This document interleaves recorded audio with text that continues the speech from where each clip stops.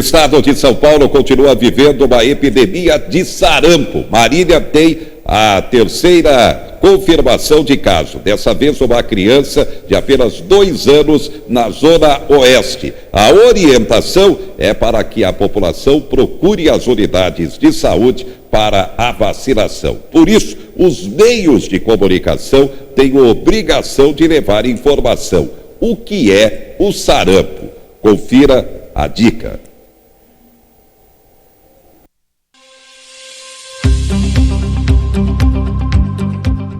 Olá, profissionais de saúde. Hoje vamos falar sobre o sarampo, uma doença viral aguda, altamente contagiosa, muito comum na infância, potencialmente grave, inclusive pode levar ao óbito, e que é transmitida ao falar, tossir e espirrar. A doença já havia sido declarada eliminada no país pela Organização Mundial da Saúde, e com isso as pessoas podem ter deixado de se vacinar, como também deixaram de vacinar os seus filhos. E hoje o Brasil vem enfrentando um novo surto de sarampo em vários estados que pode levar inclusive a comprometer o certificado de eliminação da doença. Um caso suspeito de sarampo é qualquer paciente que apresenta febre e exantema, o exantema maculopapular morbiliforme, de direção centrípeta, ou seja, ele começa na região retroauricular e vai disseminando para o restante do corpo, seguido de tosse, e ou coriza, e ou conjuntivite, independente da idade e situação vacinal. A atenção especial deve ser dada às pessoas que viajaram para locais com circulação do sarampo, que estejam apresentando sinais e sintomas compatíveis com a doença.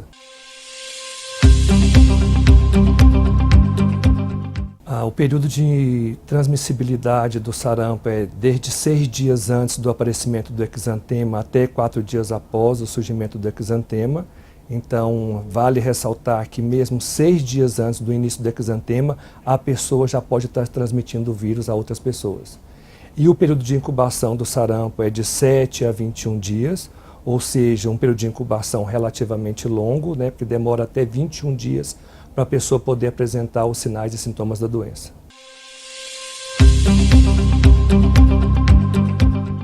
As manifestações clínicas do sarampo, geralmente elas começam pelo sintoma que a gente chama de sintomas catarrais, que é caracterizado por uma febre alta, geralmente em torno de 38,5, é uma tosse seca no início da doença, coriza, a conjuntivite, que não é uma conjuntivite purulenta. Posteriormente aparecem as manchas de Koplik, que são pontos brancos amarelados na parte interna da bochecha, e por último o exantema céfalo-caudal, né, maculopapular morbiliforme, que começa na região retroauricular e vai descendo para o restante do corpo. Vale ressaltar aqui que com a remissão do exantema, espera-se que a febre também vá abaixando, e a febre persistente com a remissão do exantema é um caso provavelmente que está agravando. Outra coisa que devemos ressaltar é que em alguns casos pode acontecer uma descamação furfurácea, que é quando o exantema começa a desaparecer, né, com aspecto de farinha mesmo daquele exantema na pessoa acometida.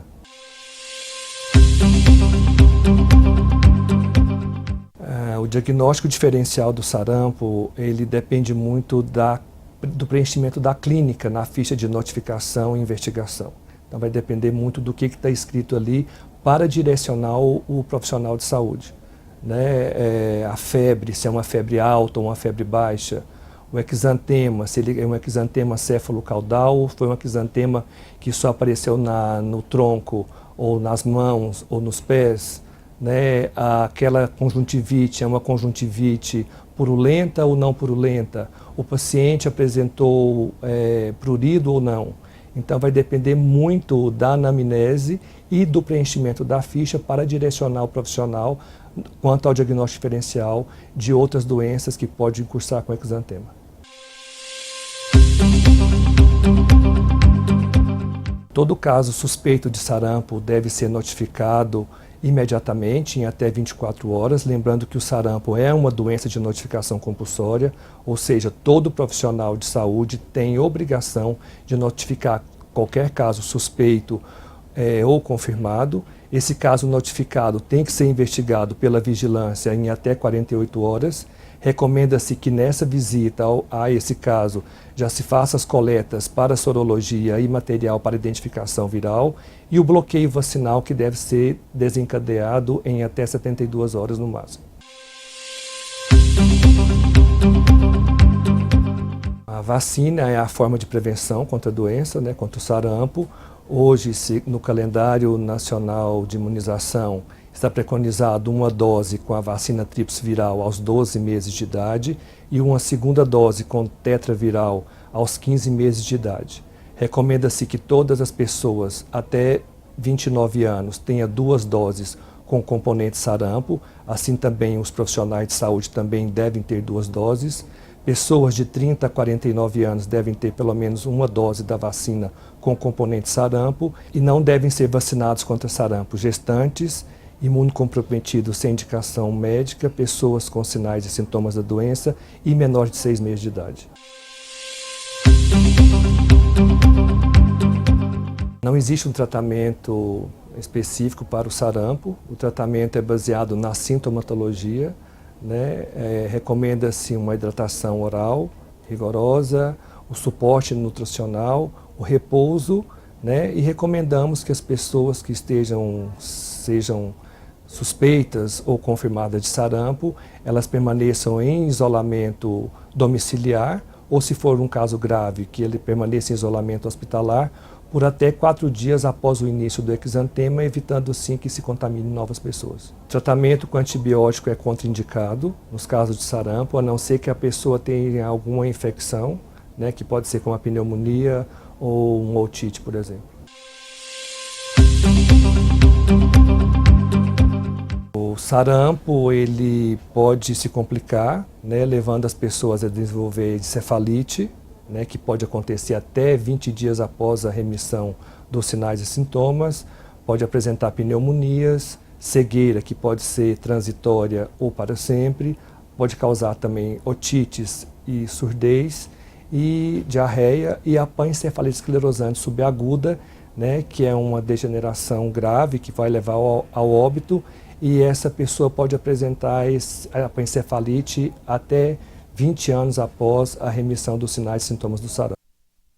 Informações importantes, então a população deve ficar atenta, procurar as unidades de saúde com a caderneta de vacinação. Cuidado com o sarampo. Bem, ele vem aí. Segunda-feira, ministro da Justiça e Segurança Pública, Sérgio Moro, estará em Marília. Ele vai proferir palestra sobre o projeto anticrime elaborado por ele e sua equipe na abertura da Semana de Direito da Unimar, a Universidade de Marília. A doutora Francis, coordenadora do curso de Direito, já falou sobre a semana, destacou que as cadeiras estão esgotadas para o acompanhamento da palestra do ministro. Ele vem, evidentemente, para levar informação sobre sua proposta para o combate à violência e à criminalidade. E a gente fecha o programa de hoje exatamente com uma explanação do ministro Sérgio Moro sobre o tema, o projeto anticrime. Os anseios da população por uma maior reprimenda contra a corrupção. Colocamos aqui uma exceção para não ferir o princípio da individualização da pena, que se for de pequeno valor, a vantagem indevida, ou a coisa apropriada, ou se todas as circunstâncias do caso forem favoráveis ao agente criminoso, se possa estabelecer de maneira diferente. Então, por exemplo, uma coisa é um diretor da Petrobras que desvia em proveito próprio milhões de dólares, outra situação é de um guarda de trânsito que recebe lá uma vantagem indevida para deixar de aplicar uma multa. É grave? É grave. Mas não precisa regime fechado no segundo caso. No primeiro caso, precisa. Também estamos estabelecendo regime inicial fechado. Tá?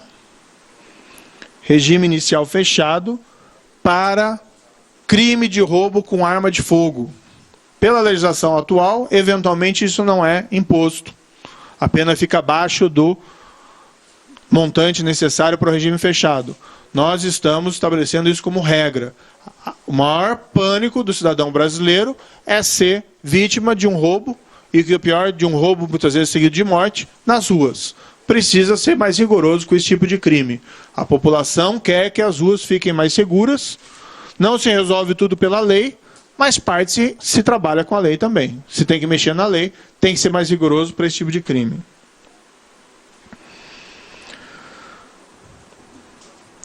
Outra situação específica. Esses tempos, um brasileiro foi condenado na Espanha porque havia assassinado uma família de brasileiros e esquartejado toda a família. Condenação na Espanha, prisão perpétua. Espanha é um Estado democrático de direito. É um país com uma legislação avançada que protege não só os direitos das pessoas, mas como as liberdades. Não é um governo autoritário. Aqui no Brasil, as pessoas muitas vezes se sentem satisfeitas, com razão, porque homicidas qualificados ou pessoas responsáveis por crimes atrozes ficam menos de 10 anos na prisão. Tem que endurecer em relação a esse tipo de criminalidade. O que nós estamos estabelecendo é que, em caso de crime hediondo, com resultado morte, só há progressão da pena com 3/5 de cumprimento dela. Tá? Como eu disse, não adianta jogar a pena de 30 para 50 anos quando o percentual de pena de regime fechado é pequeno. Tem que aumentar o percentual necessário em regime fechado. Isso não é autoritarismo, isso não é fascismo, isso é rule of law. Temos que ser mais rigorosos com a criminalidade grave. É inaceitável que pessoas que cometem crimes hediondos com resultado morte apenas cumpram uma parte ínfima de suas penas e logo retornem ao convívio social como se nada tivesse acontecido.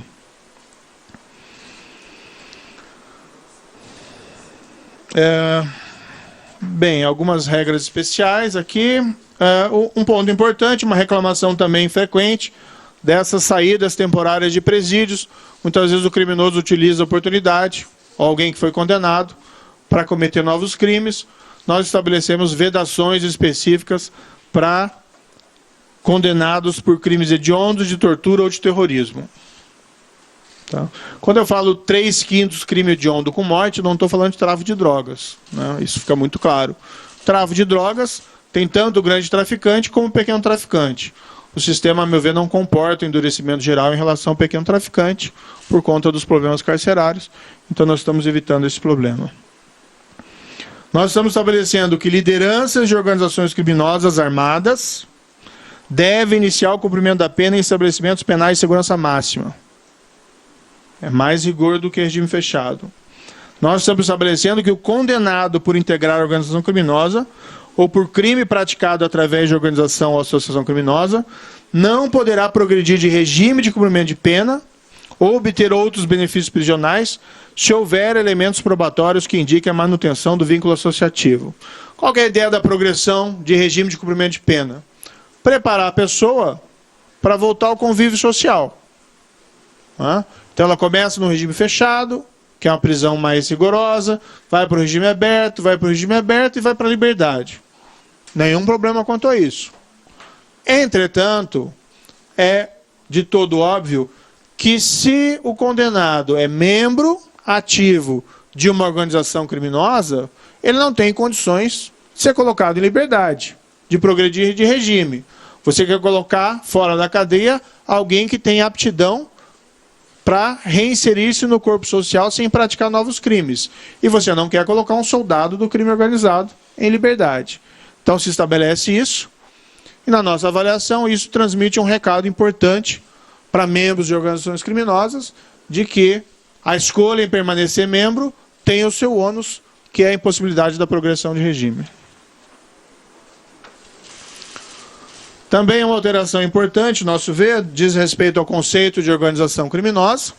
Nós praticamente mantemos a conceituação atual, mas nós nos baseamos em uma construção do Código Penal italiano, artigo 416 bis do Código Penal italiano, que descreve a associação criminal do tipo mafioso, em que eles basicamente, se os senhores e senhoras forem pesquisar o dispositivo, descreve o que é a Cosa Nostra, e nomina especificamente algumas organizações criminosas que se enquadram no dispositivo.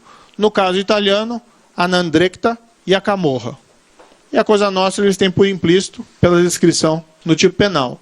O que nós quisemos fazer é, bem, nós temos as nossas organizações criminosas, algumas conhecidas nominalmente, vamos então deixar claro na lei, como se diz lá, crystal clear, que essas organizações são organizações criminosas.